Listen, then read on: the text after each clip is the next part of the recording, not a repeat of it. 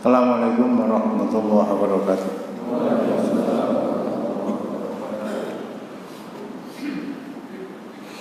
Innal hamdalillah nahmaduhu wa nasta'inuhu wa nastaghfiruhu wa nastahdihi wa natubu ilaihi wa na'udzu billahi min syururi anfusina wa min sayyiati a'malina may yahdihillahu fala mudilla lahu wa may yudlil fala hadiyalah wa asyhadu an la ilaha illallah wahdahu la syarikalah wa asyhadu anna muhammadan abduhu wa rasuluh ya ayyuhalladzina amanu taqullaha haqqa tuqatih wa la tamutunna illa wa antum muslimun. Ya ayyuhan nasu taqu rabbakumul ladzi khalaqakum min nafsin wahidah wa khalaqa minha zawjaha wa batha minhuma rijalan katsiran wa nisaa'a wattaqullaha alladzi tasaaluna bihi wal arham innallaha kana 'alaikum raqiba. Ya ayyuhalladzina amanu taqullaha wa qulu qawlan sadida yuslih lakum a'malakum wa yaghfir lakum dhunubakum wa may yuti'illaha wa rasulahu faqad faza fawzan 'azima. Amma ba'du fa inna asdaqal hadithi kitabullah wa khairal hadi hadyu Muhammadin sallallahu alaihi wasallam wa syarrul umuri muhdatsatuha wa kullu muhdatsatin bid'ah wa kullu bid'atin dhalalah wa kullu dhalalatin finnar. Judulnya masih berangkat dari materi yang kita kaji hari Senin yang lalu, taharrurun nafsi an saitorotil ghair, buah dari ikrar kita asyhadu alla ilaha illallah wa asyhadu anna muhammadar rasulullah. Waalaikumsalam. Itu terbebasnya seseorang dari cengkeraman, terbebasnya seseorang dari kekuasaan orang lain.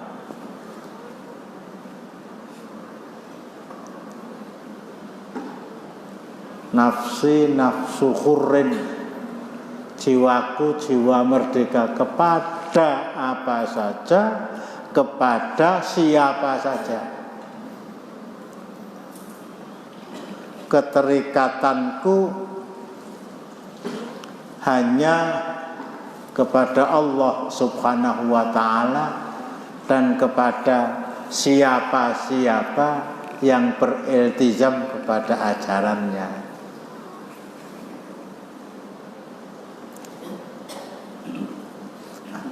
Aduh. Aziz Junior, siapa jenenge? Siapa?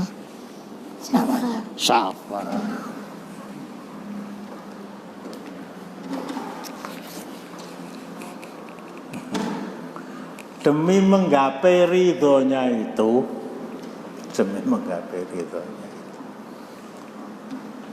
ada yang menarik pada beberapa jamaah kemarin. Al-Ma'is bin Malik Al-Ansori, Al-Malik bin Ma'is Al-Ansori sudah berumah tangga, tapi toh bisa terjebak oleh godaan setan berselingkuh dengan orang lain. Sementara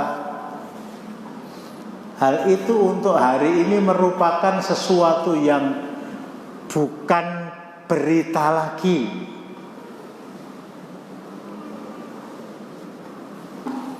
Jadi sekitar 6 bulan yang lalu saya mendengar berita dari RRI, salah seorang bupati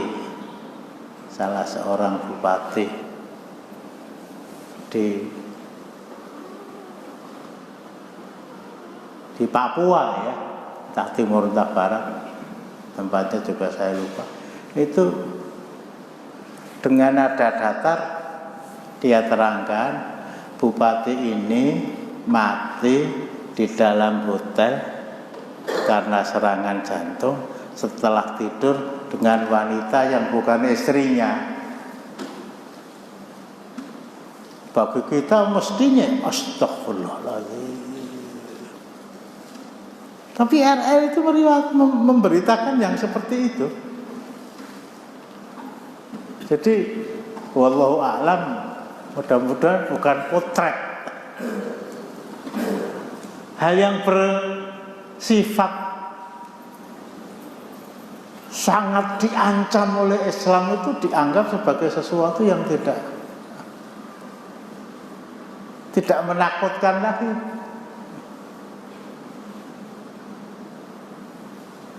Jadi terjadi peristiwa lain ya. Perdebatan antara Bupati Lebak itu mana? Banten ya. Kalau ngelebak sebelum masuk ke Cokro dari arah Teras, terjadi perdebatan antara bupati, wallahu alam kalau tidak keliru waktu itu wanita,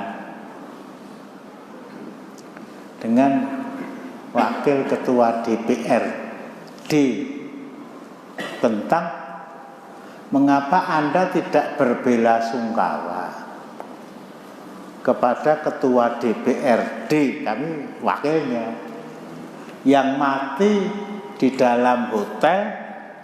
Ya ceritanya sama dengan yang saya sampaikan itu tadi. Kalau ada tambahannya, dia dipilih dari Partai Persatuan Pembangunan.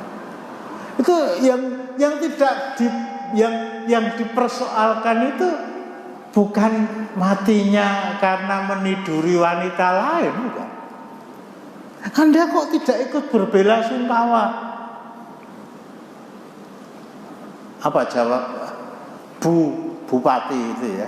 Sama dengan Sukoharjo kan, Bupati Sragen, Bupati mana gitu.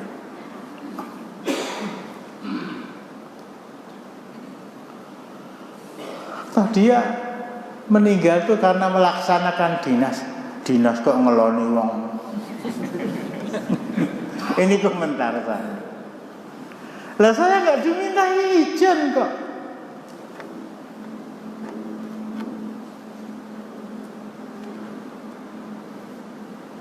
Saya tidak dimintai izin.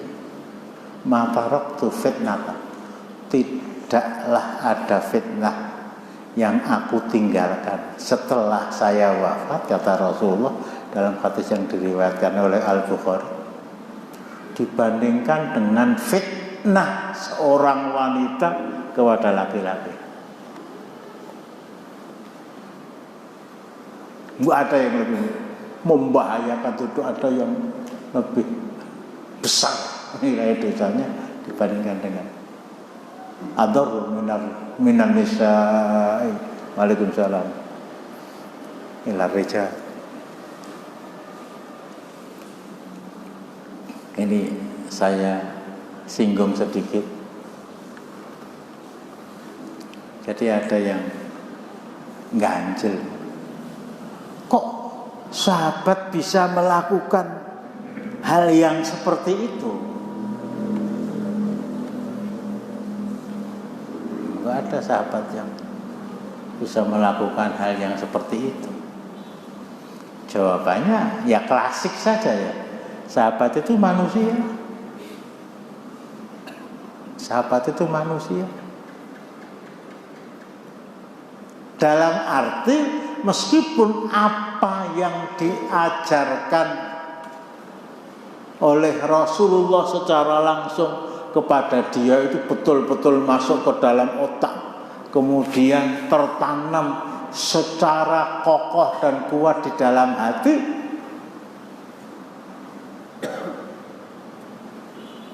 godaan setan itu jauh lebih besar, datang dari depan, belakang, kiri, kanan, bahkan atas bawah. Tetapi yang saya tekankan dari kisah kemarin, ini bahasa orang hari ini, hanya masalah seperti itu kok dia rela, bahasa orang sekarang ya, hanya masalah seperti itu kok dia rela untuk mengorbankan sesuatu yang paling mahal dan paling berharga, dan hanya satu-satunya milik dia, tidak ada duanya, namanya nyawa.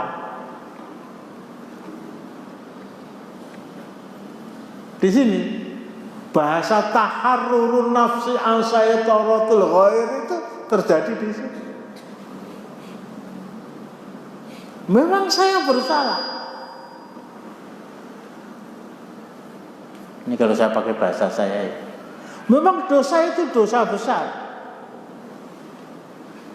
Memang hukumannya tidak ada hukuman yang lebih mengerikan. Dilempari batu sampai mati. Waalaikumsalam warahmatullahi wabarakatuh. Waalaikumsalam. Ini bahasa saya ya. Tapi itu bukan dosa syirik. Toh Allah akan mengampuni saya. Apalagi dibandingkan dengan, wah aku munggah kaji ping 5. Tapi dia berangkat dari kekhawatiran yang sangat Islami, yaitu Waalaikumsalam.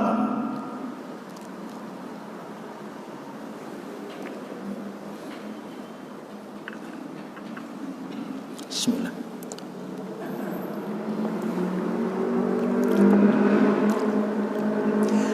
Apa yang saya lakukan ini diancam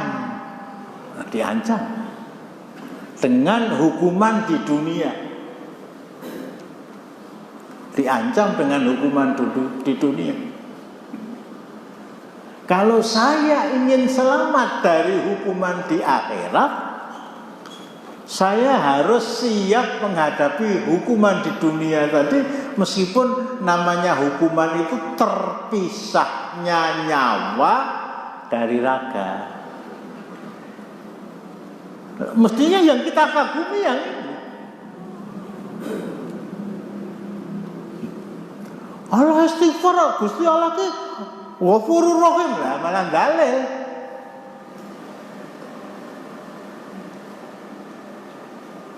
Itu bukti tentang goyahnya keimanan.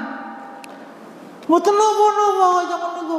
Lah jare itu Allah mbok istighfar. Lah nek lagi nglakoni urung kober istighfar terus mati, ya ndonga muga-muga aja mati lah.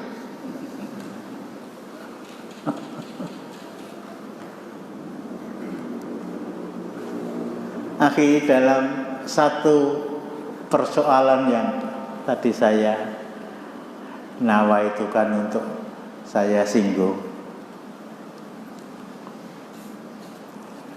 pada dasarnya Allah meletakkan posisi seseorang, dalam hal ini laki-laki, dalam bergaul dengan lawan jenis yaitu perempuan, atau sebaliknya sama, meletakkan posisi seorang wanita dalam bergaul dengan lawan jenis yang namanya laki-laki itu, Allah letakkan posisi mereka itu dalam posisi kalah.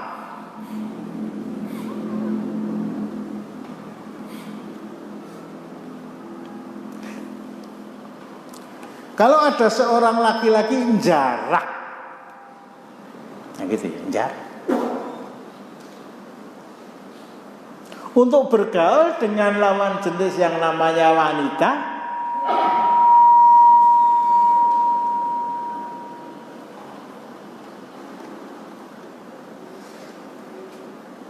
untuk bergaul dengan lawan jenis yang namanya wanita, tidak harus satu kamar, tidak. Dalam suasana yang hari ini dianggap sebagai sesuatu yang bukan dosa. Oh, itu kan dosa kecil ya, silakan, kecil apa besar ya. Jadi saya menggok sedikit ya. Sekolah-sekolah Islam yang ada hari ini, sejak dari TK sampai SD, sampai SMP, sampai SMA, sampai UMS. Ini bahasa saya bahasa Islam, bukan UNS. UNS itu bahasa nasional.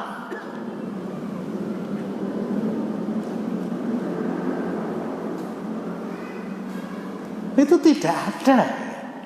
Ya kecuali beberapa sekolah yang sifatnya parsial, bukan instruksi dari pimpinan pusat itu, yang memisahkan antara murid laki-laki dan perempuan.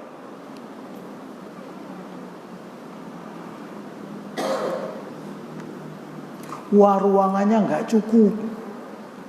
Ya taruhlah murid laki-laki itu di depan, murid perempuan itu di belakang. Lucu. Lah kok orang guyu lah. Jadi sesuatu yang sudah mapan, yang sudah established, berjalan sejak dulu, dianggap inilah kebenaran. Dan inilah satu-satu kebenaran.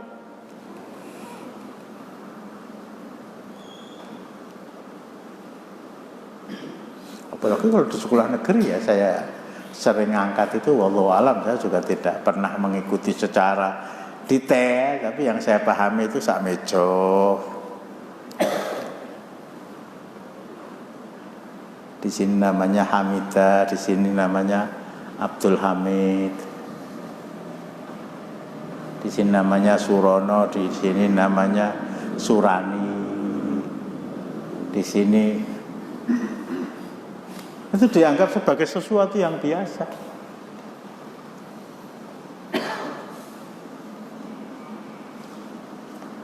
Bahkan ibu saya itu pernah telak-telak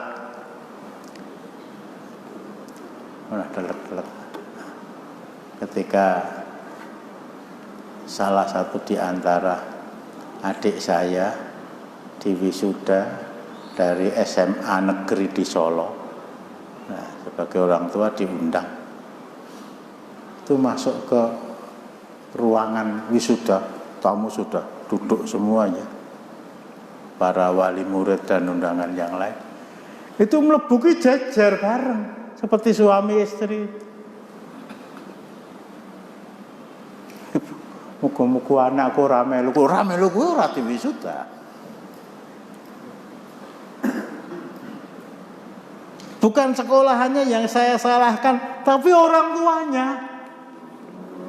Lah itu ibu kamu, ya. Sampai saya ingatkan, bapak ibu itu saya, adik saya, kabeh di pondok kowe dadi sekolah kene, sekolah negeri niku yo yo ben tinggo pepak-pepak lah kok ya roti ya. Astagfirullahaladzim, kaya mantan kae enak lah. Malah dongeng sama saya dengan wajahnya. Ini intinya. Waalaikumsalam. Organisasi Islam yang besar. Saya tidak mengatakan tidak mempunyai kepedulian, kurang kepedulian.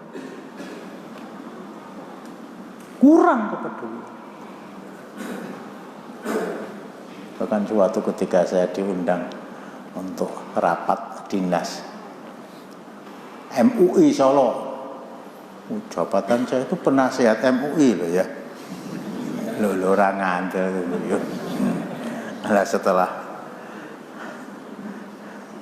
Prof Yainal digantikan oleh Kiai Haji Dr. Randes. Siapa itu? Ya apa tuh? Dipecat ya enggak, dicoret ya enggak, diteruskan juga enggak, dibiarkan saja sak karepmu ngono lho. Tempatnya di Balai Muhammadiyah. Ruangan itu dibikin ada yang duduk di selatan menghadap ke utara, ada yang duduk di utara menghadap selatan, ada yang duduk di timur menghadap barat. Lah di sini pimpinan. Seingat saya juga didudukkan di sini terhormat kok ya. Kene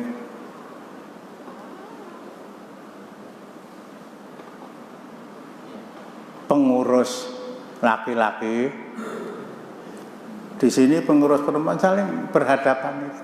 Tujuannya sing nang kono ki sing jenggot ya ora jenggot, ya jenggotan dicukur gitu loh. Ini saya kok begini saya bilang. Wah lah sing nata ruangan dede kula lah. Ya enggak ditegur.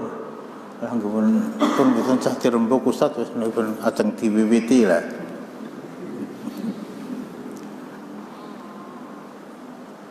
Padahal tidak ada yang lebih berbahaya fitnah yang saya tinggalkan sepeninggal saya dibandingkan fitnah wanita pada laki-laki. Posisi mereka itu posisi kalah. Posisi mereka itu posisi kalah. Jangankan kita ya, jangankan MUI. Nabi Yusuf alaihi salam. Nabi Yusuf alaihi salam. Anda bisa buka surat Yusuf ayatnya 24. Walaqad hammat bihi wa hamma biha laula arra'a burhana rabbi kadzalika linusrifa anhus su'a wal fahsya'a innahu min ibadinal mukhlasin. Bacaan. Sesungguhnya wanita itu telah bermaksud melakukan perbuatan itu dengan Yusuf. Dan Yusuf pun bermaksud melakukan pula dengan wanita itu. Sekali lagi diulangi. Sesungguhnya wanita itu telah bermaksud melakukan perbuatan itu dengan Yusuf. Dan Yusuf pun bermaksud melakukan pula dengan wanita itu. Andai kata dia tidak melihat tanda dari Rabb-Nya, demikianlah agar kami memalingkan daripadanya kemungkaran dan kekejian. Sesungguhnya Yusuf itu termasuk hamba-hamba kami yang terpilih. Allah menyelamatkan Nabi Yusuf. Laula ar-ra'afura. Allah menyelamatkan Nabi Yusuf. Jadi posisi Nabi Yusuf itu kalau tidak ditampakkan kepada beliau peringatan dari Allah, posisinya kalah. Coba sekali lagi. Sesungguhnya wanita itu telah bermaksud melakukan perbuatan itu dengan Yusuf. Dan Yusuf pun bermaksud melakukan pula dengan wanita itu. Ya, sudah siapa yang merasa satu tingkat di bawah Nabi Yusuf itu ngacu ngotak ketak. Di satu sisi ya saya memang dari sekian banyak nabi itu nggak ada nabi yang tampannya itu mengalahkan Nabi Yusuf, nggak ada. Sampai fadlun jida kata orang Arab. Bagusnya wong sak dunya kuwi didum oleh Allah dibagi dua. Yang separuh diberikan pada Nabi Yusuf, separuh diberikan kamu. Ya tidak seperti itulah, tapi memang begitulah.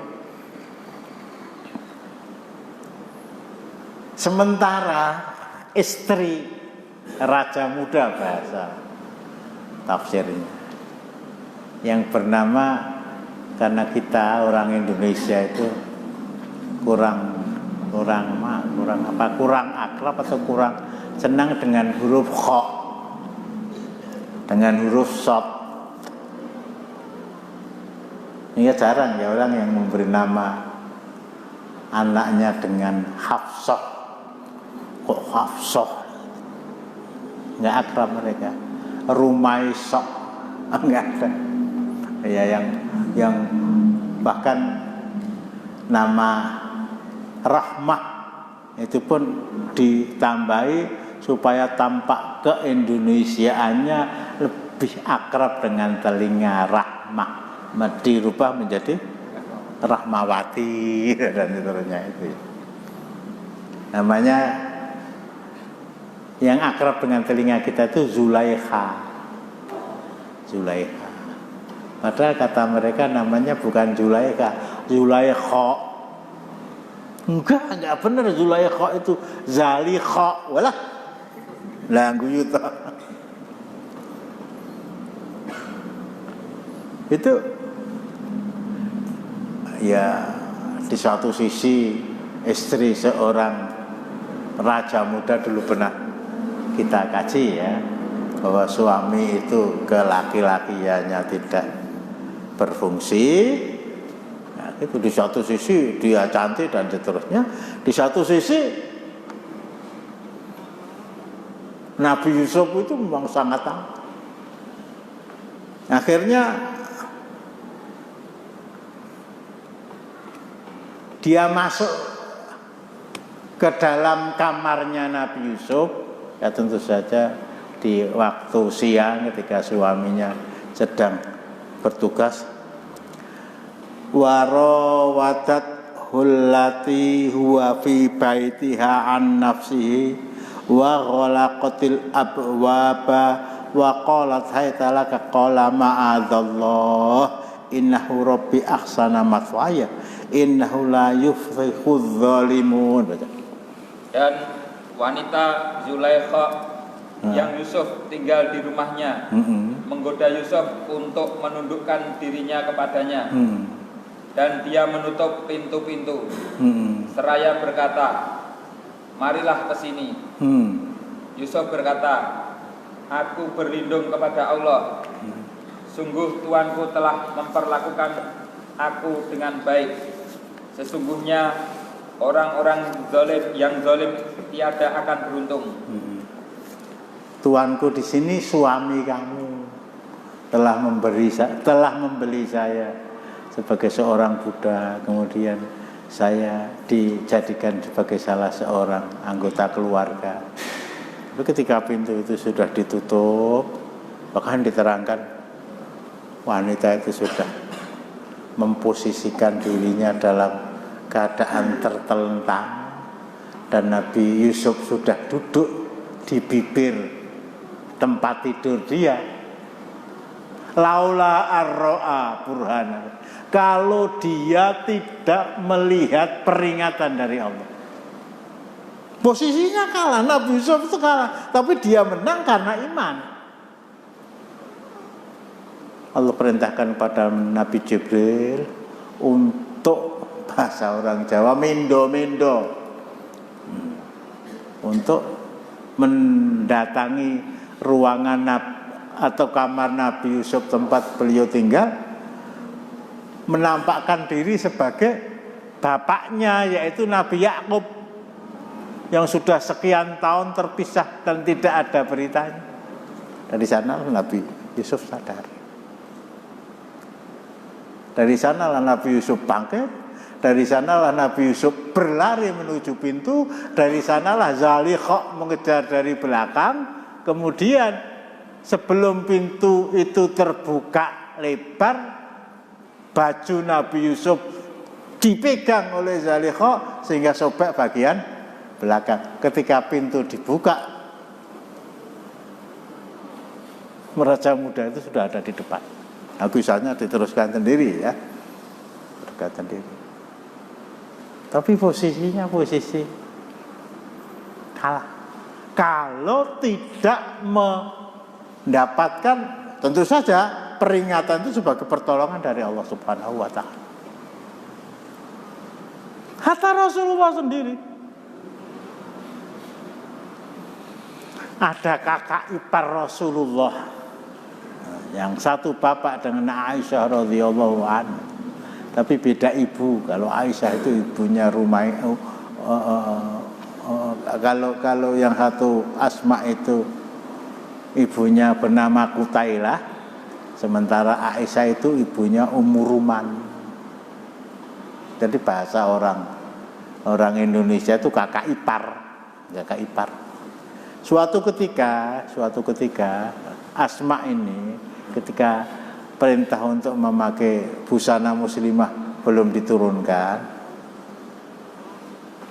keluar dari rumah dalam posisi ya rambut terurai, dan ini Asma itu di sana gitu. Rasulullah tuh begini, Asma, wanita itu kalau sudah dewasa tidak boleh tampak pada tubuhnya kecuali ini dan ini, kecuali wajah dan telapak tangan. Beliau begini.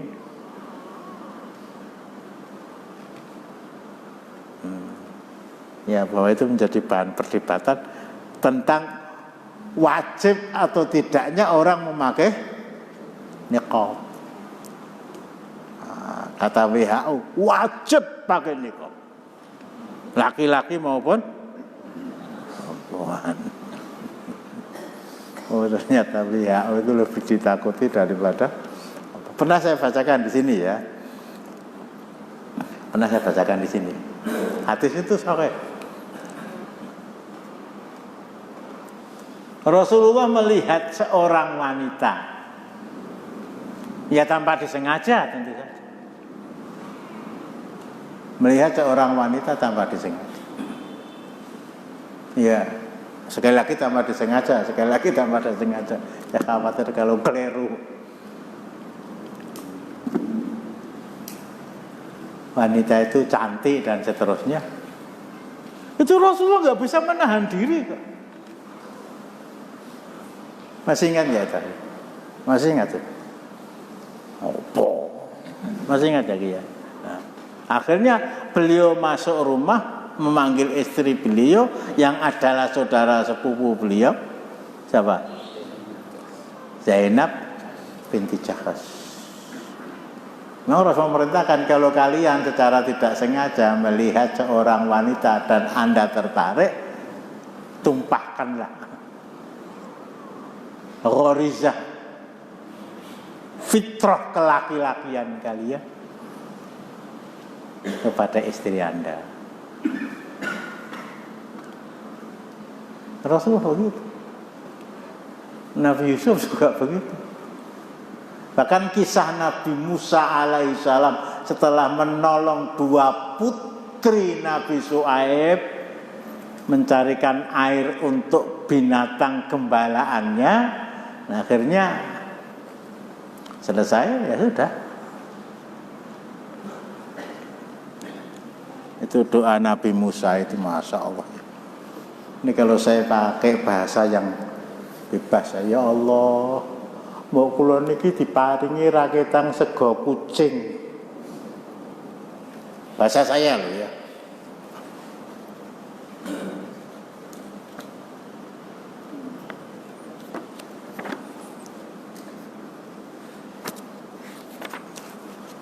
Surat Al-Qasas itu.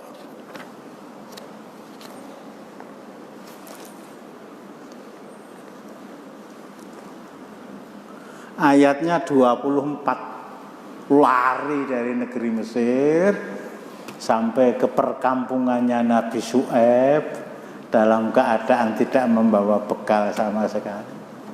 Ya, haus dan lapar setelah menolong 2 orang putri Nabi Syuaib tadi. Ayat 24.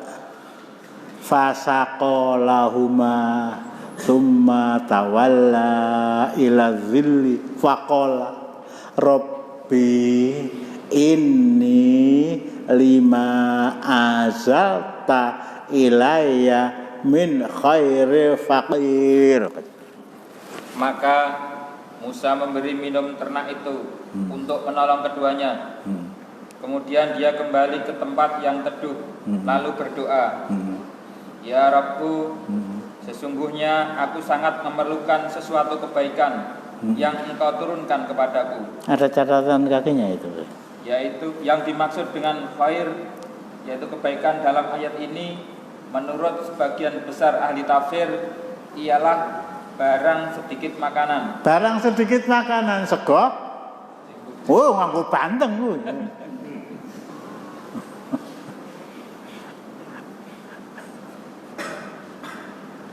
Nggak ada, bukan nggak ada warung nyaturan duit ya.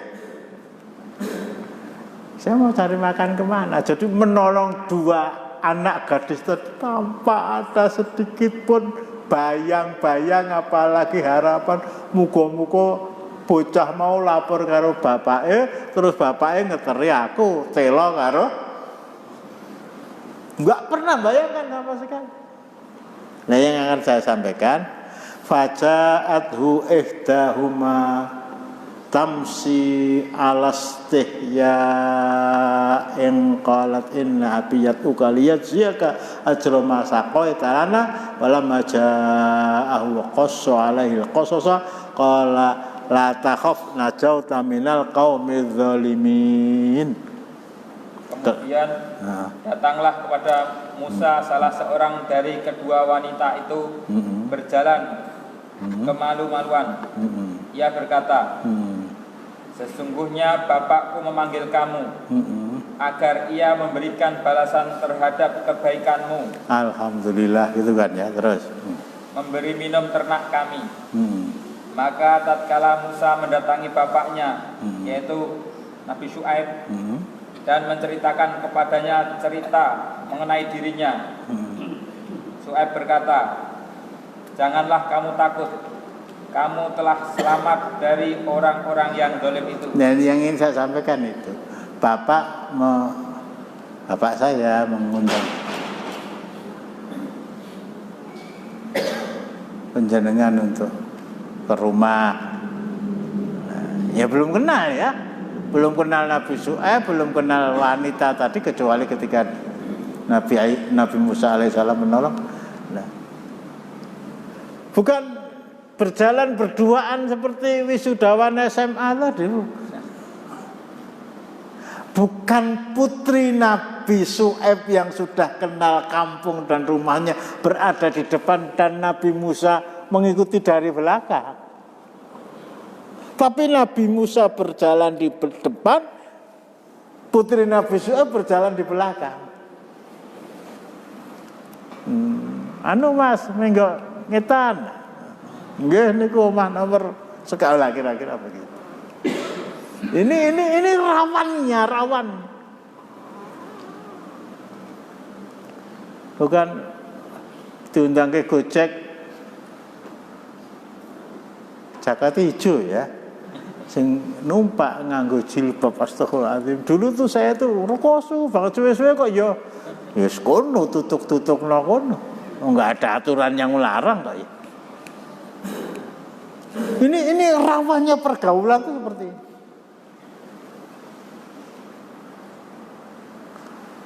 Satu-satunya negara yang masih bertahan dengan aturan yang seketat ini Saudi. Tapi ternyata setelah Muhammad bin Salman menjadi atau diangkat menjadi putra mahkota, saya mengamati dari jauh itu, penguasa Saudi itu juga goncang itu. Kalau tradisi Islam yang saya lakukan selama ini, wanita itu di dalam rumah nggak boleh keluar kecuali sangat perlu. Pasar-pasar yang jual laki-laki, pembelinya juga laki-laki. Kalau ada wanita yang membeli dan ngenyang dan pelengah-pelengah, itu mesti datang dari sebelah selatan negeri Singgasana apa Singapura? Goyah. Wanita diperbolehkan main sepak bola, wanita diperbolehkan, bahkan yang saya dengar terakhir diperbolehkan untuk mendaftarkan diri menjadi tentara. Kalau menjadi polisi memang tugas mereka mengawasi tentang paspor ya, istri-istri kita, anak-anak gadis kita yang umroh, yang haji, yang mengawasi mereka memang tugasnya ada. Kalau dokter wanita memang untuk mengobati wanita-wanita yang sakit. Tapi kalau sudah tentara, perang sing dibedil ke wong wedok tok, wong lanang ora, kok nanti bedil dhewe. Ini mulai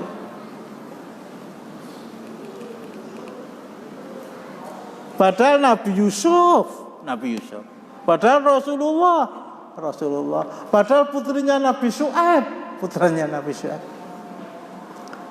Hadis sahih yang sering saya angkat, sab'atun yudhilluhumullah fi yaumil la dhilla illa dhilluh. 7 golongan yang akan mendapatkan pengayoman dari Allah. Pengayoman itu ada yang mengartikan ya dilindungi Allah ketika orang dikumpulkan di padang mahsyar, ada yang mengatakan pengayoman itu di bawah arsy Allah. Wasi'a kursiyyus samawati wal ard, luasnya kursi Allah itu seluas langit dan bumi, apalagi arsy. Mereka akan mendapatkan perlindungan. Ada 7, salah satu di antaranya rajulun ta'at humra'atun latu mansabin wa jamalin faqala inni akhafullah. Wah, ini Masya Allah. Mudah-mudahan Allah menjadikan kita orang yang seperti disebutkan oleh Rasulullah dalam hadis sahih. 7 golongan yang mendapatkan pengayoman dari Allah di hari yang tidak ada pengayoman kecuali pengayomannya.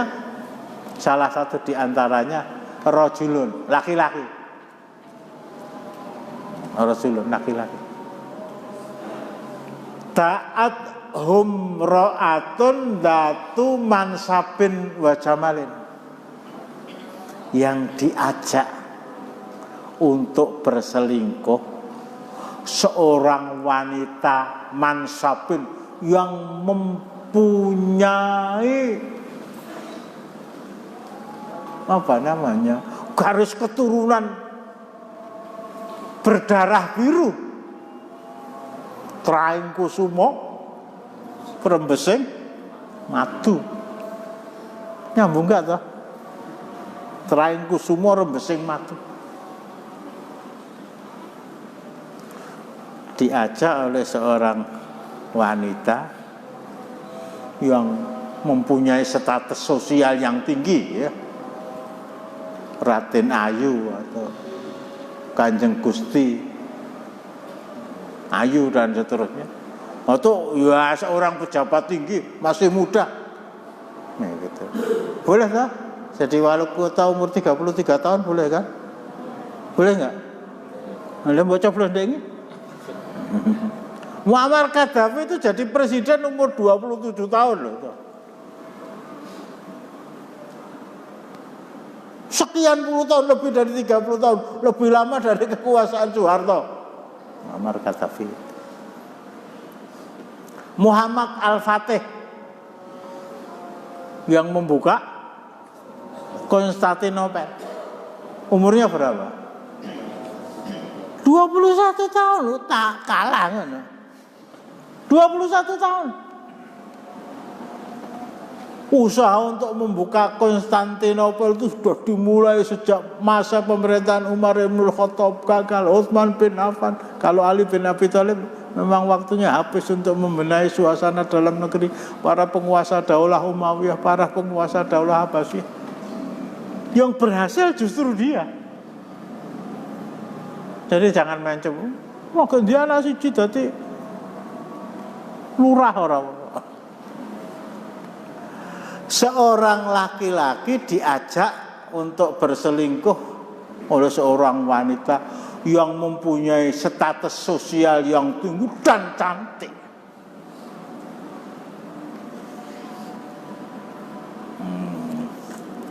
Kalau laki-laki ngajak wanita itu dosa.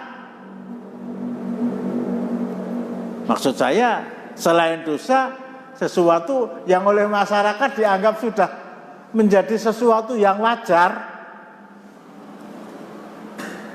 Jadi jam 09.00 bengi gitu ya, kemalaman pengajian lewat alun-alun kidul nang plengah-plengah itu, oh seranggumun lah gitu ya, seranggumun. Kuwi ngopo to kuwi? Kalau yang ngajak itu laki-laki, yang diajak perempuan tumbuh untuk tutup, itu suatu hal yang sekarang sudah dianggap hal yang biasa. Tapi yang ngajak itu wanita. Dan wanita itu bukan wanita alun-alun kidul. Zatu mansabin wa jamal. Jawabnya, inni akhafullah. Saya takut kepada Allah. Hadis itu bisa kita dapatkan dalam Sahih Bukhari, dalam Sahih Muslim. Tapi riwayat ini memang tidak terdapat di sana. Kisah dari terjadinya persoalan antara seorang wanita mulia dan cantik dan masih muda dengan laki-laki tadi diangkat dari riwayat lain. Orang laki-laki kemalaman dalam safar ya, kemudian melihat ada sebuah rumah yang cukup mewah, akhirnya dia minta izin untuk menginap di sana. Memang itu disediakan untuk musafir. Akhirnya dia masuk, akhirnya dia dipersilahkan. Nah, datang wanita tadi, minta supaya dia dilayani wanita tadi. Zatu mansabin wa jamal. Ada dua versi ya. Dia menjawab inni akhafullah, saya takut kepada Allah. Akhirnya dipaksa dan tidak mau, dipaksa dan tidak mau, dipaksa dan tidak mau.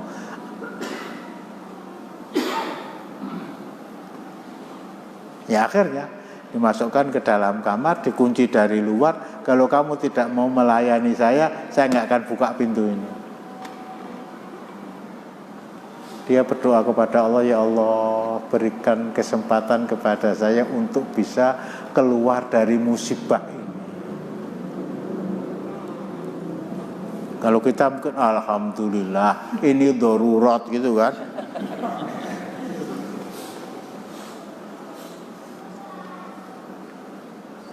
Versi 1, dinding tadi membuka, akhirnya dia bisa keluar dan selamat dan menutup. Ya Allahu makhraja, Allah memberikan jalan keluar. Tapi ada cerita lagi, saya baca dalam sebuah buku berbahasa Indonesia, cuma saya lupa bukunya itu di mana. Ya, saya akan siap melakukan apa yang kamu inginkan. Beri saya kesempatan ke kamar kecil dulu. Akhirnya ke kamar kecil, mudeng ya. Atau duduk, ngoles-oleskan ke seluruh tubuh, mlebu meneh. Yo, walah. Bagusnya kaya ngopo nek gluprut tae lho. Tapi seperti ini. Seperti ini. Jadi kesimpulannya apa? Posisi seorang laki-laki di depan wanita, dan ini terutama, tapi tidak tertutup kemungkinan posisi seorang wanita di depan laki-laki. Itu posisinya kalah. Posisinya kalah. Mungkin seperti seorang petinju kelas paling tinggi, kelas apa? Kelas kapuk. Kelas kapuk. Lawannya Mike Tyson waktu itu. Lawannya Muhammad Ali, Cassius Clay. Lawannya Josh. Siapa? Oh, malah hafal aku ya. Josh Foreman. Lawannya Alhamdulillah. Berarti ratau nonton tinju gitu loh. Para ulama sepakat tinju itu olahraga yang hukumnya haram.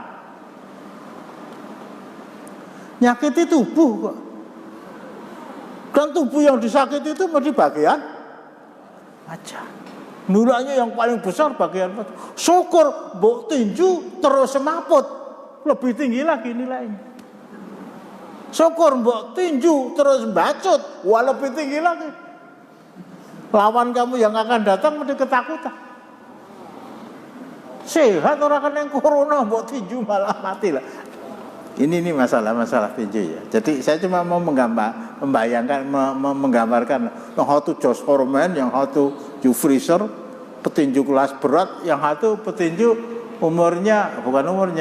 berat badannya 45 kilo. Mesti kalah. Lah kok bisa menang? Allah Subhanahu wa taala bikin Mike Tyson tadi awake sak kujur kram kabeh. Kita tidak mungkin menang dengan wanita khususnya kalau tidak karena pertolongan Allah.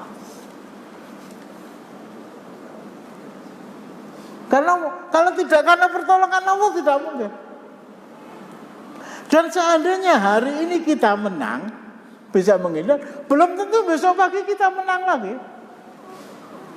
Kalau boleh saya bayangkan, orang lewat di sebuah jalan raya, ramai sekali, bisa ya selumun, bisa selamat. Jangan berkeyakinan, besok saya akan selamat lagi. Bisa jadi besok pagi saya akan kesenggol roda belakang, bisa jadi setang saya, bisa jadi. Dari sini keyakinan harus kita tanamkan seperti itu. Untuk itu jangan berusaha main api dengan lawan jenis. Hatta namanya jangankan pengajian ya. Sholat. Itu Rasulullah secara tegas mengatakan shaf laki-laki paling afdal itu yang berada pada bagian paling depan. Shaf laki-laki paling afdal yang berada pada bagian paling depan. Shaf wanita paling afdal yang berada pada bagian paling belakang. Itu pun dipagari oleh Rasulullah. Kalau kamu sudah terlanjur memakai wangi-wangian pada maghrib, ini bukan pasang kolor, itu buka pintu jannah itu ya, supaya suaminya tidak pengajian gitu loh. Jangan kamu pergi melaksanakan sholat isya berjamaah. Bersihkan parfum kamu sampai ke sana. Tempat kamu paling belakang. Buat pintu tersendiri untuk wanita, yang pintu tadi tidak mungkin dimasuki oleh laki-laki. Buat pintu tersendiri untuk laki-laki, yang pintu tadi tidak mungkin dimasuki oleh wanita.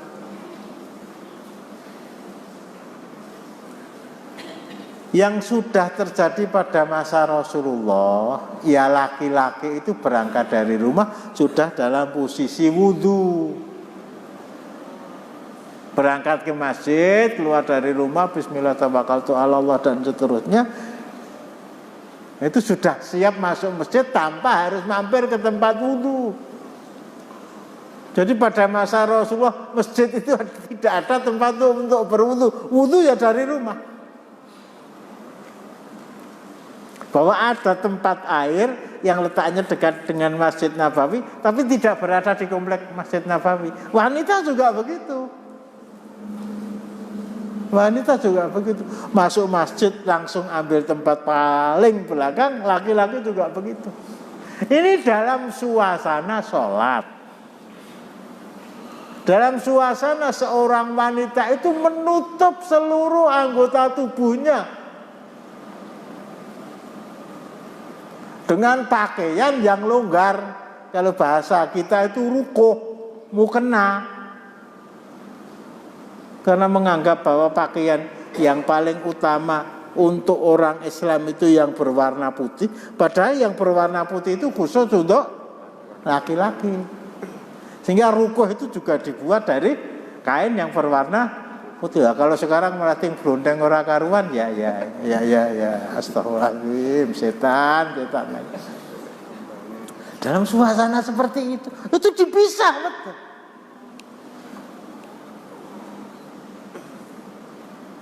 Tolong dicari tempat yang lebih kondusif, yang lebih bisa memisahkan antara laki-laki dengan perempuan secara ketat dibandingkan dengan masjid.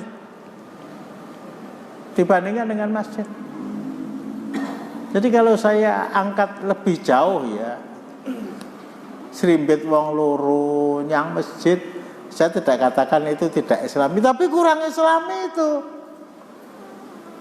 Wong sing eneng burine arep nyalip ora wani, bukan soal ora wani, mengundang pandangan orang lain. Digoncengkan ya padha digoncengke. Ya mungkin agak Islami itu kalau bawa mobil ya. Lah ning mlebu ke halaman masjid juga harus. Sehingga diwanti-wanti betul, seutama-utamanya seorang wanita sholat itu di rumah mereka sendiri. Itu masjid. Sudah, kalau sudah kita menjadikan masjid itu sebagai tolok ukur, sebagai kocok brenggolo kata orang Jawa, nggak ada yang wani mantu ngundang wong lanang wong wedok bebarengan itu. Lah mbiyen ya wis umen aja neh. Lah anake wis entek ya rasa mantu lah gitu. Resikonya sangat banyak. Dari sini. Jadi bagaimana kalau berbicara dengan mereka? Ya silakan. Kalau memang harus terjadi ya.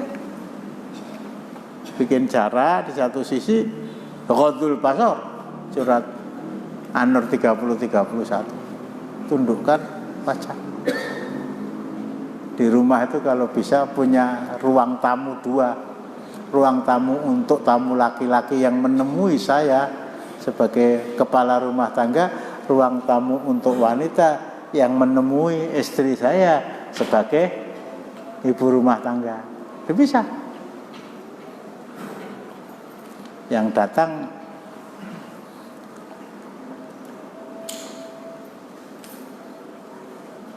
taruhlah ya Pak D saya atau kakak saya atau adik saya. Kakak saya yang laki-laki itu saudara saya, tapi istri dia itu orang lain. Ini masya Allah bola balik tak terangke kok ya ora nyambung saya. Istri kakak saya itu orang lain. Jadi seandainya dia tertarik kepada saya, tak ceteti. Masku tumpakane pitek-krek-krek. Aku duwe mobil dan seterusnya. Dia gugat cerai kepada suaminya. Bagaimana caranya? Seandainya gugatan itu dikabulkan oleh pengadilan, masa iddahnya habis 3 kali masa suci, la haula wala quwata illa billah. Dipek bojo adikku. Alhamdulillah, tujuan itu ora dipek bojo karo maling lah. Itu orang lain itu. Saudara istri saya datang laki-laki, foto-foto wong lanang, ora apa-apa. Tapi istri dia, saudara ipar dia, itu apalagi dengan saya. Nah, dari sana yang menemui mereka, istri-istri kita. Ini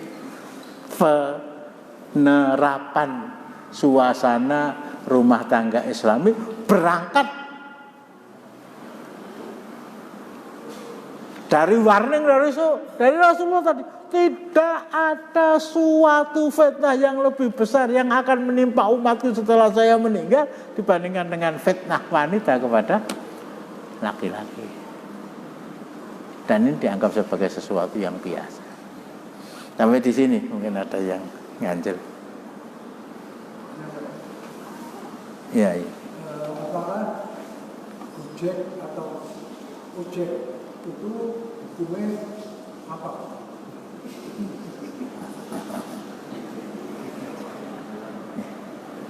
Itu Menteri Perhubungan juga pernah diprotes ya itu ya. Angkutan umum itu tidak ada yang roda 2 gitu. Ini hukumnya gitu ya. Ya tapi bahwa akhirnya terjadilah apa yang terjadi itu bukan inti pertanyaan panjenengan kan. Intinya bagaimana kalau seorang wanita itu digoncengkan oleh Gojek yang sopirnya laki-laki kan begitu, atau malah terbalik yang gonceng laki-laki yang digoncengkan wanita. Apapun yang terjadi, saya ada cerita.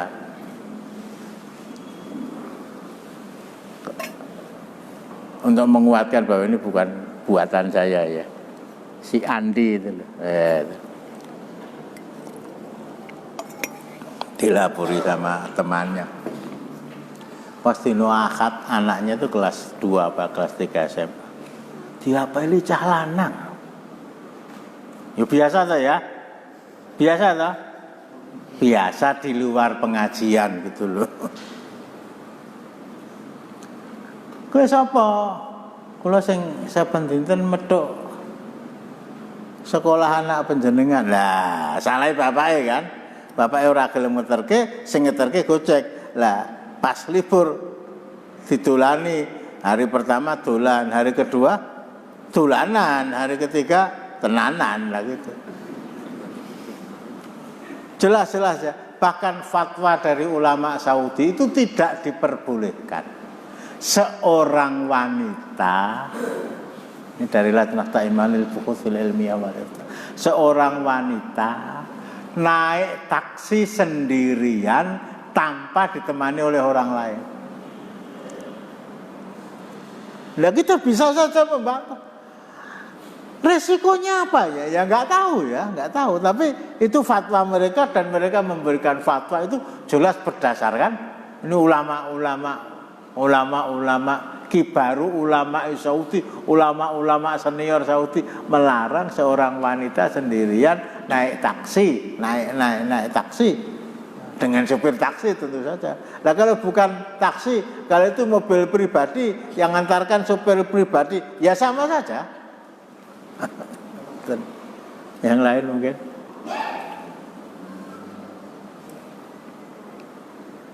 Ini usikum bayaya nafsi bitaqwa.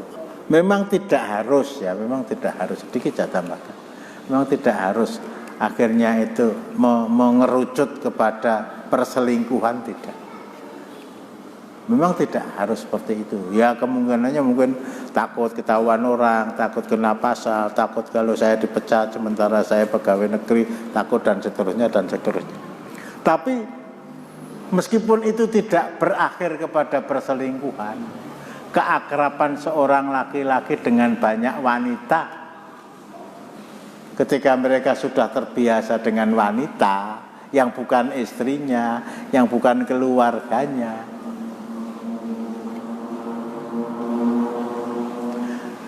kenikmatan mata memandang istri itu secara spontan dikurangi oleh Allah. Wah ini ekor yang lebih panjang. Ternyata istri saya itu lah gitu ya. Dengan si A kalah ininya, dengan si B kalah gerapiannya, dengan si C kalah kerlingan matanya, dengan si hingga rumah tangga itu akhirnya arep rapineh ora wani. Enggak, ini kondisi kita. Monggo nek rarah piugur kuwi. Lah kok kamu bisa mengatakan kuakui? Karena mata kamu itu setiap hari jelalatan zina melihat wanita lain dan merasa tidak bersalah, sementara yang melihat kamu juga tidak merasa bersalah.